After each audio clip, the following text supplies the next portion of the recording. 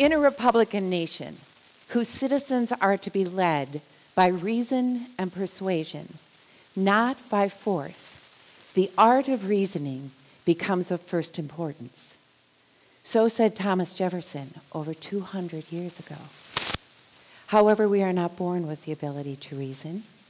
So how then do we develop the art of reasoning?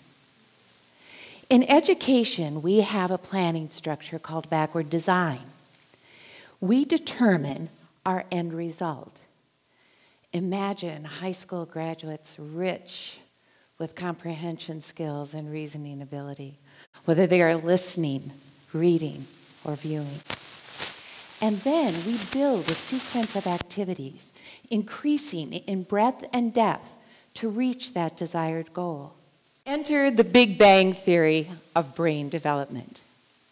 Embedding what we already know about brain development, that over 90% of the brain's capability is determined in the first 2,000 days of life, roughly 5.5 years of age, into a common cultural practice, story time, we can begin the development of the art of reasoning.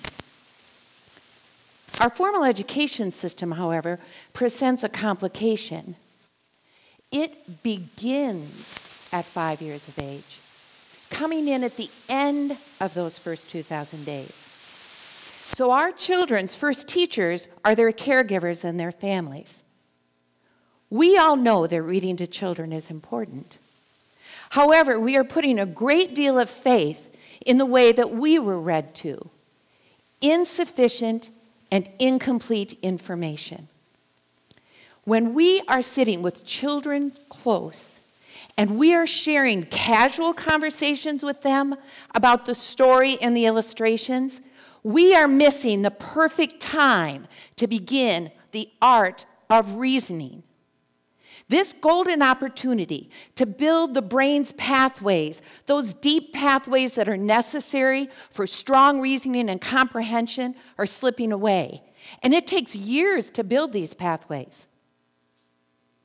So after these 2,000 days, is the ability to reason lost?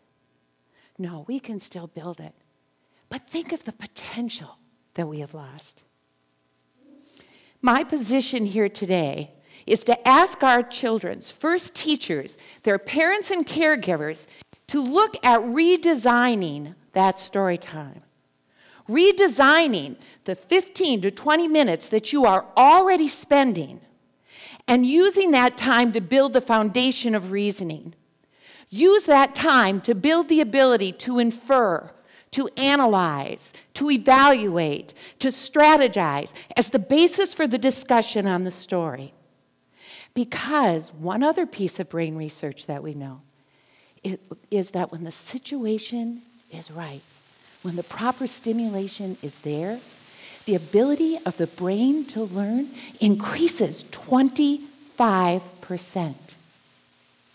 So what might these changes to story time look like? First, let me say that multitasking is a myth. The reality is that multitasking inhibits performance. So let's imagine that you have a new storybook to share with the child.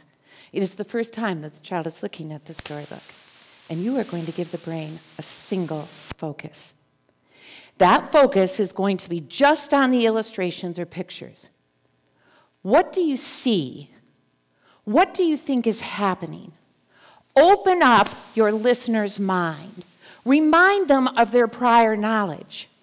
Look for any connections that can be made between your listener and the story pictures. Make predictions. Make inferences.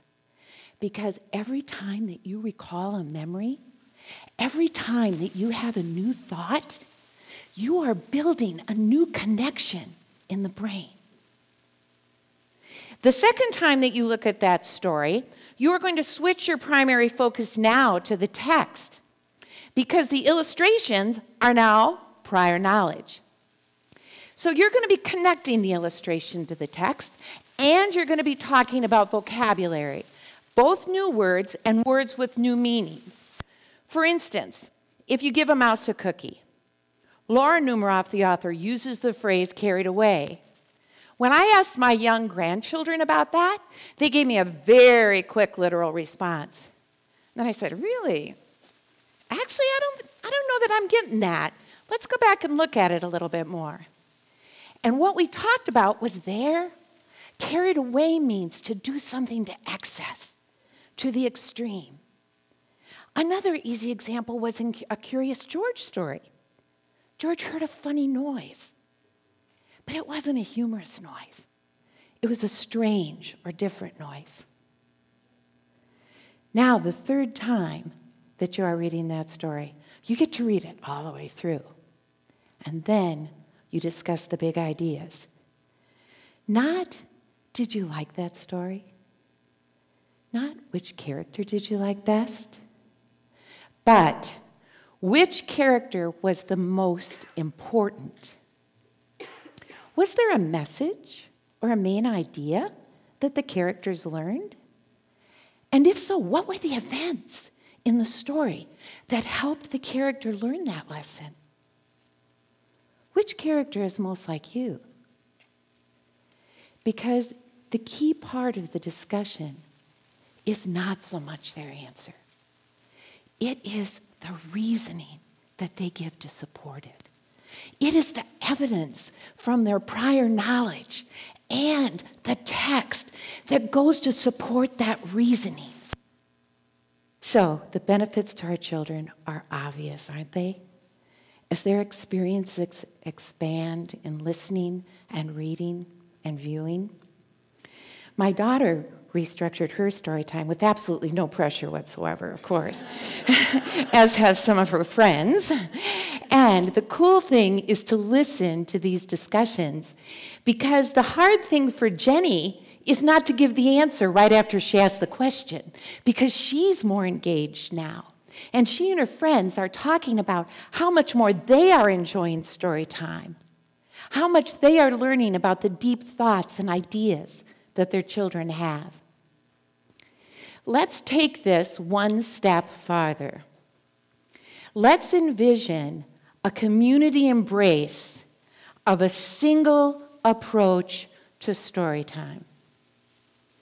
A single approach that uses reading comprehension best practices, brain research, and helps develop the skills that are necessary to meet the rigor of the kindergarten and primary literacy standards.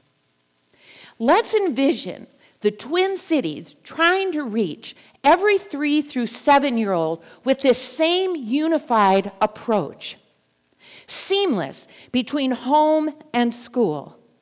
Let's envision Twin Cities gap-free. For instance, the Northfield Hospital and Clinic System pediatricians are doing a very common practice of giving children the opportunity to select a book to take home. But at the same time, their parents are going to be receiving a note card about the size of a prescription pad. And it will be written in English or Spanish. And on it will be the prompts that will support the process that I've been talking to you about today. And they will be emphasizing to the parents, quality reading time doesn't just happen. Think of what we can do when we unplug and engage. Think about the creativity, the comprehension, and the art of reasoning that we will be building at the prime time. To quote Maya Angelou, we do our best until we know better. Then when we know better, we do better. Thank you.